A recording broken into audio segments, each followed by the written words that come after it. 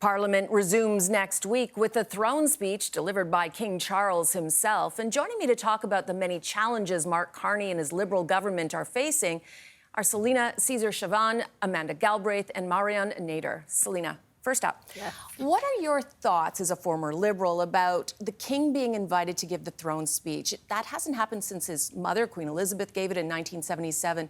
Is this a message to Trump? It is definitely a message to Trump around the sovereignty of Canada, around this conversation of us being the 51st state. But I think more importantly, it signals with the visits that he's going to have while he's here, economic stewardship and environmental stewardship, inclusive growth and Indigenous reconciliation. I think that those are important for domestic, but also that signal for the United States as well, that we're a sovereign nation. Let's talk about pipelines. That is one of the big issues that Carney is facing. Can he appease Alberta?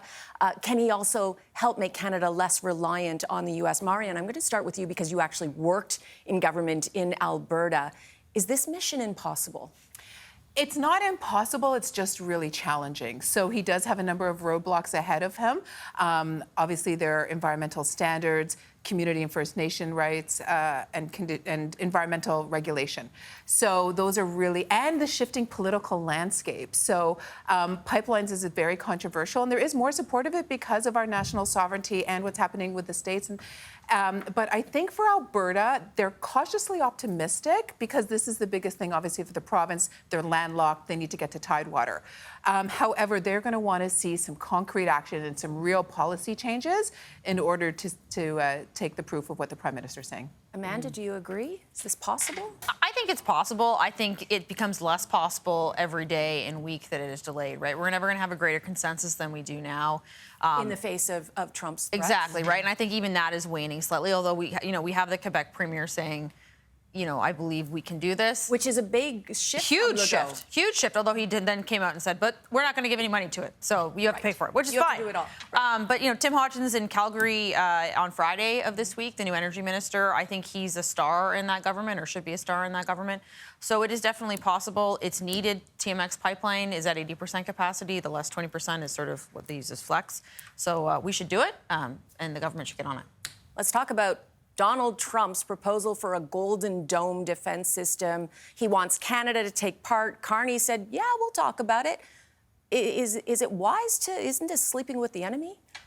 I think he has to be there. I think we cannot have the U.S. have any kind of defense system for the continent, frankly, where we're not a part of that. I also think it's a priority for the U.S. president. It's actually a smart policy decision, even if we can argue it's Trump and the name is ridiculous.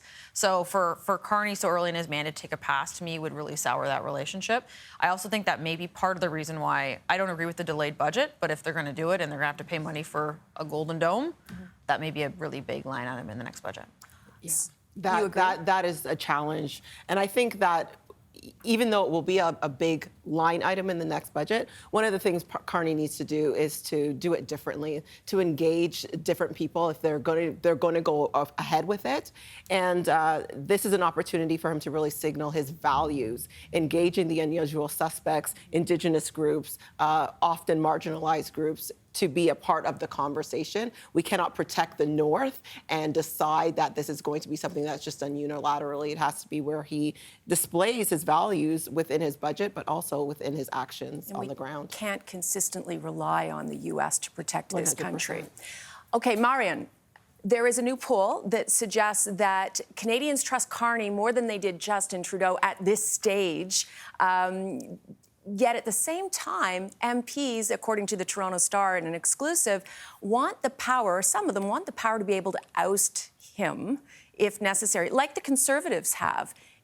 What do you make of that?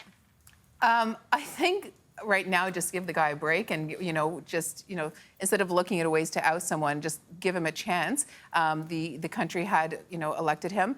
The party should be behind him. And right now, we're not in a position when we're dealing with an existential crisis to deal with, bickering within the family. If I could just jump in there, though, what this isn't actually doing is ousting him, right? It's just giving the caucus some autonomy over the leader rather than what happened with PM Trudeau, which is he hung on with his cold, dead hands at the very end, even though caucus had said, we don't want you here anymore, right? So all it's doing is empowering caucus a little bit, which I actually think is a really healthy counterbalance, particularly given the Liberal Party. We saw it play out in real time, in slow motion. It was a car crash that did not have to happen. Now, Conservatives are a little trigger happy on our side, like fully admit that. Yeah. But there is a, clearly, except for now. For now, we're so far. Now the guns are not turned inward. Well, not too that much. we know of, yes. So, but I would say I think this is actually a good thing, and all the parties should adopt the Reform Act. I actually agree with Marion on this one. Oh, give do him a you? break. Yeah, give him a break. Let him roll out a little bit. I'm not saying that it isn't smart to have a mechanism by which to hold someone accountable. Absolutely, that is necessary. But right now, we have so many different problems. We're talking about a dome. We're talking about pipelines. We're talking about housing. People are really feeling the brunt of all of that on the ground. Communities that are struggling are feeling the brunt of that on the ground. And so to have that internal bickering or to have that sort of looking over your shoulder for the next little while is not an effective use of time. But I don't think they're suggesting they would pull the trigger imminently. They just want to be able to, if they're reaching a crisis like they were in with Trudeau at the helm, 100%. they want to be able to have a mechanism to hold a leader accountable. Marion. Yeah, I mean, I think though it also, I mean, it's a little, you're the leader, you're the prime minister, and you're also the leader of the party. So there's, you know, the party constitution and things like that. That also falls within, you know, them governing. So I just think right now each party actually does have a format to deal with whether or not to oust. Well, we didn't see that with the Liberals. No, it was a mess. Well, yes, it was a mess, and you're right. I mean, I too was also saying that he's got to go. But I think there was a lot more to that, other than them just saying, you know, we don't have the mechanism to get him go. I think there was a lot more deeper in that issue. All right. Well, thank you very much, as always, for your expert opinions on our panel. We love discussing federal politics with you. Thank you. Thank you.